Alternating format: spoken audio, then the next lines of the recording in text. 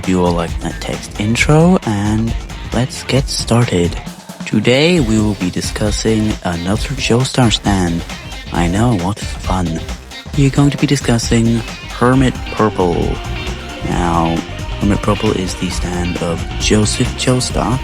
Well, basically every version of him has this. And his grandfather Jonathan, but we don't really talk about that. This stand is named after the tarot card of the Hermit. Hermit Purple is just some purple vines. It's used for restraining, and that's pretty much it. Although it's not even really good at that, and its restraints can be broken rather easily, and it's kind of depressing. It can be broken by other stands and vampires. We've only ever seen one vampire do this, however, and his name is Dio Brando. The vines can sustain the weight of Joseph, so he can swing on them like Spider-Man. Spider-Man and Joseph, best friends. Hermit Purple isn't really a combat-based stand. It's more of, as I said, more of a binding stand. Hermit Purple's main ability is divination. If you didn't know, it tells Joseph what he wants to know, and he just knows it.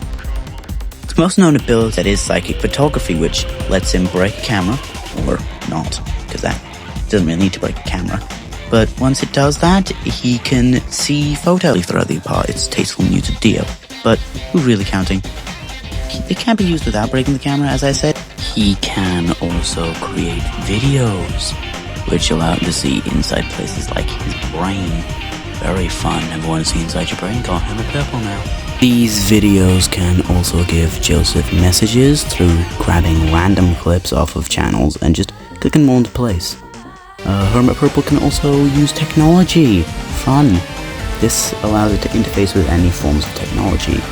He's only used this ability twice: to fly a plane, don't let him do that, and to check to see if Darby II has tampered with any technology.